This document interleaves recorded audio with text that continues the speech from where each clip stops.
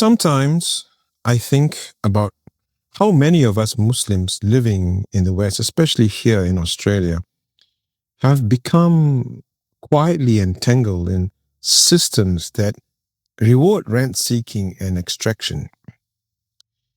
We work very hard, we save, and when the time comes, we invest. But so often, that investment ends up in property, a second home, maybe a third, a rental. It feels safe, it feels secure, and it feels very smart because we feel we are building a legacy.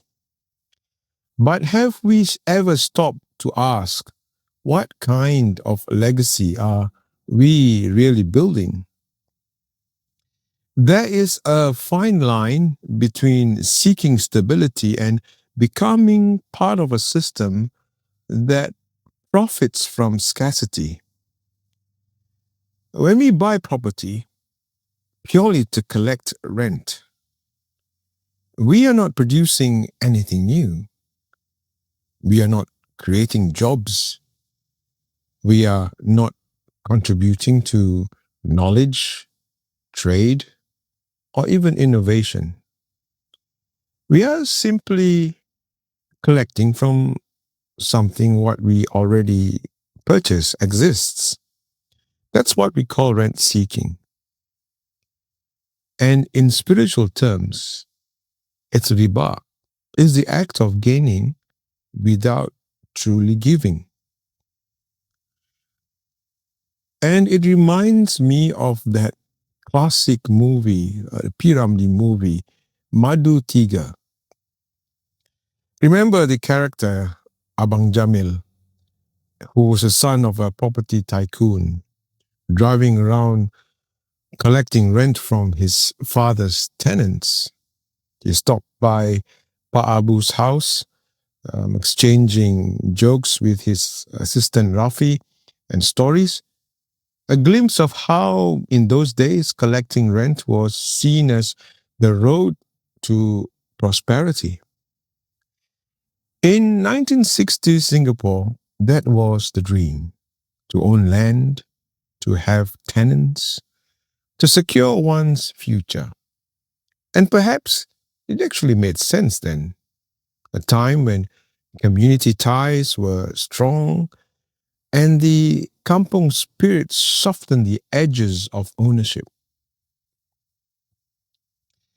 But today, when the same act takes place inside a massive global financial system that multiplies debt faster than dignity, we need to ask ourselves,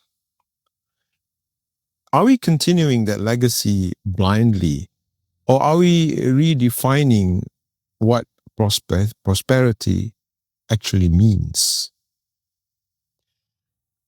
Islam doesn't condemn wealth. In fact, it encourages it. If wealth earned with intention and righteousness, well, it is a blessing. But Islam calls us to examine the direction of that wealth. Does it circulate? Or does it hoard to just one source? Does it lift others? Or quietly fence everybody out? Now, investing in commercial property, that can be a truly different story.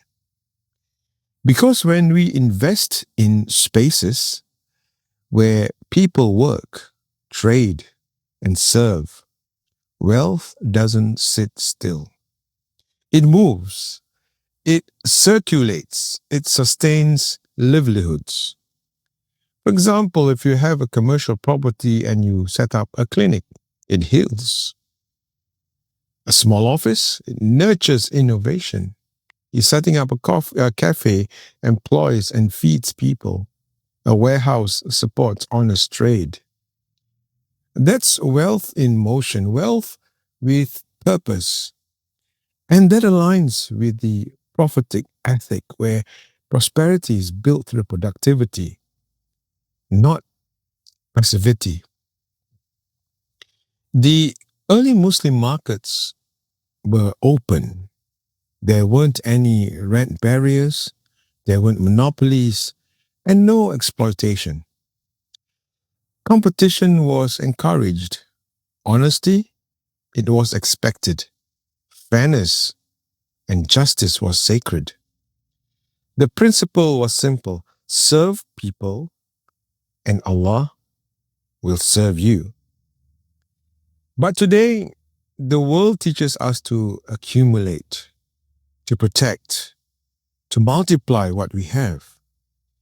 And today, it rarely asks us whether our gain adds value to anyone else. It's not that owning property is wrong, it's about the intention behind it.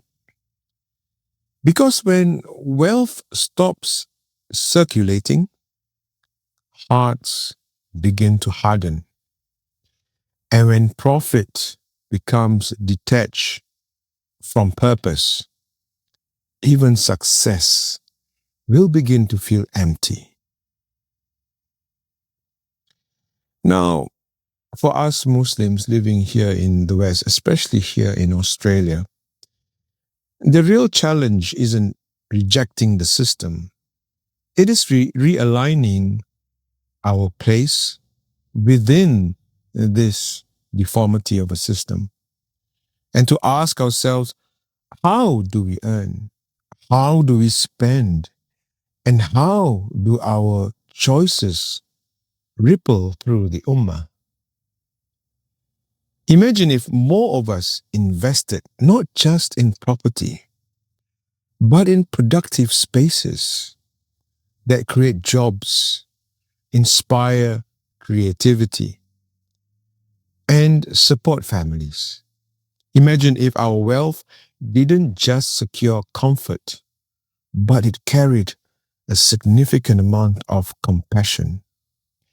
Some wealth builds walls, some wealth builds worlds. And maybe that's the question we all need to ask. Are we preserving our comfort in this dunya? Or are we building a legacy for the akhirah? Because sometimes both are possible, but only if we choose intentionally.